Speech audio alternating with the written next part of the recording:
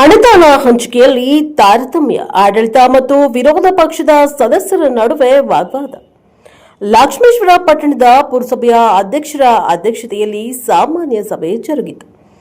ಸಭೆಯಲ್ಲಿ 15ನೇ ಹಣಕಾಸಿನ ಯೋಜನೆಯಡಿಯಲ್ಲಿ ಪುರಸಭೆಗೆ ಮಂಜೂರಾದ 193 ಲಕ್ಷ ರೂಪಾಯಿ ಎಲ್ಲ ವಾರ್ಡುಗಳಿಗೆ ಸರಿಯಾಗಿ ಅನುದಾನ ಹಂಚಿಕೆಯಾಗಿಲ್ಲ.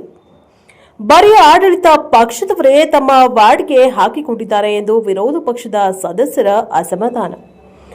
ನಾವು ಪುರಸಭೆಯ ಸದಸ್ಯರಲ್ಲವಾ ಎಂದು ಅಸಮಾಧಾನ ವ್ಯಕ್ತಪಡಿಸಿದ ವಿರೋಧ ಪಕ್ಷದ ಸದಸ್ಯರು. ಸಭೆ ಮುಗಿಯುವ ಪೂರ್ವದಲ್ಲಿ ಸಭೆಯಿಂದ ಹೊರನಡೆದು ತಮ್ಮ ಅಸಮಾಧಾನವನ್ನ ವ್ಯಕ್ತಪಡಿಸಿದ ವಿರೋಧ ಪಕ್ಷದ ಸದಸ್ಯರು. ಬ್ಯೂರೋ ರಿಪೋರ್ಟರ್ ವೀರಣ್ಣ ಹಡಪದ್, ಪ್ರಜಾಪವ ಟಿವಿ, ಲಕ್ಷ್ಮೇಶ್ವರ.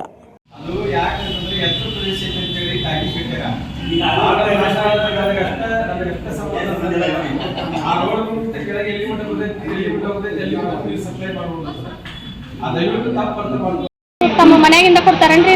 ನಾವೇನ ಬಂದು ಕೇಳಬೇಕಾಗಿತ್ತು. ಅವ್ರನ್ನ ದಿನ ಬಂದು ಕೇಳ್ಕೊಂಡಿಂದ ಅವ್ರು ಎಲ್ಲ ಅವ್ರ ಮನೆಯಿಂದ ಕೊಟ್ಟಿದ್ದಾರ, ಅದಕ್ಕೆ ಅವ್ರಿಗೆ ನೋವು ಆಕತ್ ಮತ್ ನಮಗ್ ಕೊಡಾಕ. ಅದಕ್ಕೆ ಈಗ ಬರೀ ತಂಪಾಗ 14 ಮಂದಿ ಇದು ನಾವು ಎಲ್ಲ ಮಾಡಿ ಯೋಜನೆ ರೆಡಿ ಮಾಡೋದು ನಮ್ಗೆ ಗೊತ್ತಲ್ರಿ. ಇತಿಹಾಸದಾಗ ಈ ಟೈಪ್ ಆಗಿದ್ ನೋಡಿಲ್ಲ. ಇದು ಮೊದಲೇ ಬಾರಿಗೆ ಈ ತರ ಮಾಡತ್ತಾರ ಅಧ್ಯಕ್ಷ ಸದಸ್ಯರು. ಮಂದಿ ಎಲ್ಲ ಸರಿ ಇದು ಆದ್ರೂ ಒಮ್ಮೆ ಆಗಿಲ್ರಿ ತರ.